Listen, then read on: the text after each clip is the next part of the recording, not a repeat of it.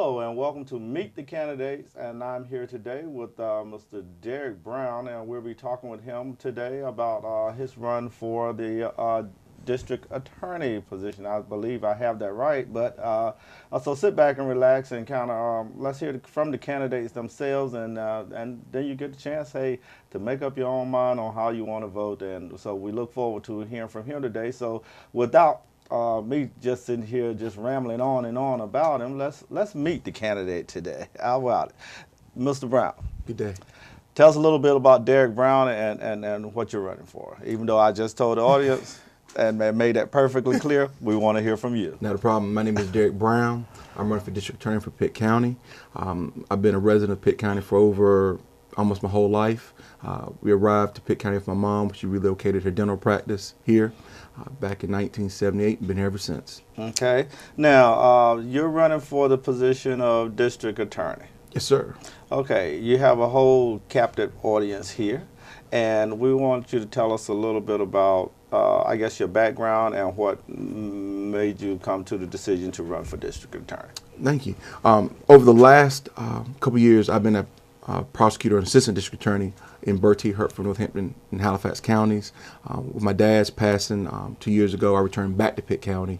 And with that being said, I decided to use the talents, the experience, and things that I learned being a prosecutor. And with the opportunity to run, I decided to run and use those experiences in this position. Now, you've been, how long have you been practicing? I've been practicing going on 22 years. Okay. And now, as far as the Pitt County and the district attorney position, I guess, and a lot of times I like to reach the voters who are kind of not familiar with the candidates or not even familiar with the position, you know. Understood. And I hate it. I know there's a lot of people probably been in the system, you know, Right. and they would always say, go and you have to talk to the DA. Correct. You have to talk to well, they say the DA's office because, you know, there's assistant DAs and things like that.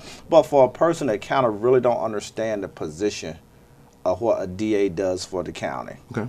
kind of give us a little background on that. Okay.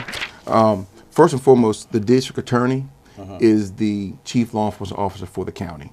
That individual works with all the other law enforcement, from your sheriff's department to your local law enforcement agencies, Greenville Police Department, Bethel Police Department, Farmville Police Department, Simpson, Fountain, and Bethel, in bringing cases to court and prosecuting those cases. Also, they prosecute the cases from individuals who take out their own warrants for simple assault, assault on female, and other charges like that. So we are the individuals that open the courthouse to those individuals. As a prosecutor or the DA, your job is to present and prosecute those cases. But also, you're responsible for working with the clerk's office, the judge's office, and the sheriff's office in how you actually set up court and actually run the court. Lastly, we set up the policies on how cases will be handled in the court system, from your simple speeding ticket all the way up to your murders. Now, I guess I guess you talked a little bit about where you've worked before, and that I guess you've been an assistant Yes. DA for. So, what more qualifies you in your mind to say, hey, I'm the one for this job right now for Pitt County? Thank you. One, I have been practicing attorney for over the last 22 years, majority of which has been as a criminal defense attorney. I have in the last couple years been a prosecutor. I was previously a prosecutor before on a federal grant in the same office that I was prosecuting for the second time. But during that time of prosecuting as an assistant district attorney, we had the opportunity to merge with another district attorney's office. We went from being a 3-county office to a 4-county office. And with that 4-county office, I learned that there were certain things that law enforcement is looking for to know and what to expect with the district attorney's office. During that time, we went out into the community. We went out to not only to law enforcement agencies, but we also went to the community to find out what it was they were looking for from the DA's office. Right now, that's something that I want to do. Right now, as I'm running, I'm making my rounds around, meeting with the different law enforcement agencies, as well as in the community, saying, hey, what are things you want from your district attorney's office? What do you want to be able to expect? What do you want to have comfort in? To know that your cases are being handled not only effectively, efficiently, and timely, and as a person in the community, if you're a victim in a case, that you'll have a strong voice fighting for you for justice. And if you're a defendant case, someone who's going to look at your case and look at the evidence and not just anything arbitrarily in deciding how to handle that case. Now, as a DA or running for office, you know, there are time and time again that you're probably put on the spot for questions for your opinion, and you know, I'll ask some questions that that you're probably going to get, but you know, and I'm kind of interested also. As far as the DA and prosecuting cases, or now you handle pretty much all the criminal cases that come in at the DA, and we have a influx of cases, criminal cases, petty cases, you know, and when I say petty cases, I'm thinking so much incarceration or people being put in jail for minor offenses that causes them to, in my opinion, with what I've seen over time, is it down the road it really hinders them. And I'm not sitting here trying to make an excuse for people breaking the law, but I guess I want your take on some of this sentencing and how this goes as far as these minor cases when some other things could be done, you know, in the system to keep some of these people out of the system with these minor offenses, with these teenagers, you know, that they're thinking like teenagers sometimes, and these little petty rules and laws kind of strap them down for life almost, you know. And so I guess I'm just trying to get your take on our system and where it is now and where do you hope to fit in there. Okay.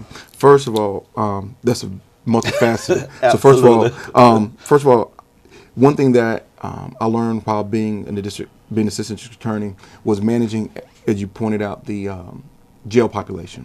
One thing that we did on a regular basis was manage look to see who was in jail and what they were in jail for, because a lot of individuals can't make bond or bail based on the current system. So with that being said, you look to try to expedite and move those cases quickly, because if they can't make bond, they can't make bail, they're looking to have their case handled faster because they're not getting justice. Right. But you also have to balance that over how strong the case is and what else is going on in the case, as well as how quickly their attorney is representing the case as well. So it's a balancing act there. Second, look at the type of case they have. Some cases, the most you can get is 20 days in jail. The maximum you can look at getting life in jail. When you refer to the petty cases, one thing that I would look to do is that first appearance, when they first come to the court system and they're at the jail and the judge is setting their bond, try to set up and say, okay, when is their court date? Let's make sure we have a reasonable court date so that individuals doesn't spend more time in jail they can get if they were found guilty of the case. So you can look to try to move those cases faster by addressing them at first appearance. The third thing is looking at, again, minor cases. A lot of our minor cases are coming from not a person who wants to steal or commit crimes. There's something else behind that. A lot right now, people are talking about the opioid crisis that we're going or facing right now. One thing is looking at utilizing our drug courts more and expanding our drug courts. That way we can get people the help they need to help prevent the crime prevention. Because crime prevention is not just sending people to jail. It is finding what the root cause of it is. Maybe it's the fact that they don't have adequate housing. Again, job services. If a person needs a job or they need this right skill set, let's look to put those things in place, because we want to keep the individuals from being a revolving door. But then there's some individuals who actually earn the badge of being a criminal. And those individuals, they need to be prosecuted to the fullest extent of the law. But you have to also balance that with the victim's rights. That's another thing that I want to be at the forefront of doing, and making sure that people in my staff follow the rule of victim rights. Victims have the right to have their say in a case. And you have a victim that comes and says, listen, I wasn't injured. Yes, they hurt me or harmed me, but that person will benefit more from having services. Then that's what we need to take in consideration. But at the same time, a victim says, no, they tore my life apart. I will never be able to come back from this. You need to hear that and take that in consideration when you walk in the courtroom with it as well. The last component of it you mentioned was that of the teens and the youth that are coming along. Right now, starting in 2019, the juvenile court system will be pushing back to include 16 and 17-year-olds. So that's something that we want to look to take in consideration and add to it. And that's something we have to plan for, because you're looking at now the majority of the cases that I'm seeing as a defense lawyer coming through the system are younger individuals. we're now going to have to look to meet with our judges, our clerk's office, to look to see how that's going to expand and how it's going to affect our courts, because you're looking at putting more staff and more resources to address those individuals' needs.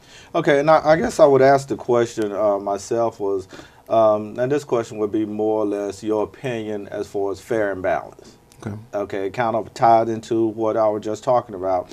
When we're looking at these cases of people coming in, how do you, I guess your opinion, where you stand on this as far as a person, two different people. And I'm asking you this: one, you got the right side of the track, and you have the left side of the track. I don't know of a side called, I don't know the wrong side of the track. Okay, Understood. But people have the right side and people have the left side. I put it that way. Understood. One's coming from the right side with a misdemeanor. One's coming from the left side with a misdemeanor. But they're treated differently. Okay. You know, and this is not something that I'm asking you that people don't understand or people don't know or never heard of. Right. But as far as fair and balanced, where do you stand with that and understanding that, okay, because this person don't have, they get this. Right. But because this person do have, they get this. For the same crime. For the same crime, exactly. That's one thing where you look at in setting the policy in your office.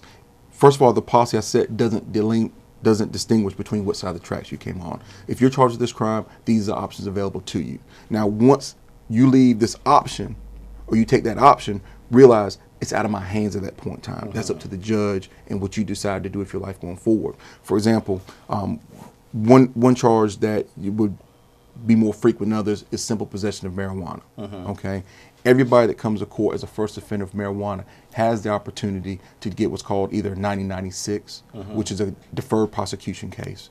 They do certain things, the case gets dismissed. Okay, the question comes in: does the person want to take advantage of it?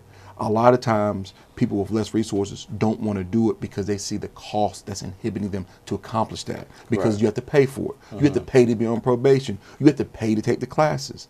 So is that fair to them? No, it's not. But do I change the rules when someone comes along who has the funds to pay for it? Is it fair to them to have someone who doesn't have it not do it? That's where it's not on me anymore to make that decision. That's up to the judge to make those decisions. But my job as a DA is to make sure that the opportunity is available to them. I can't make them drink the water. I can just make sure the water is available.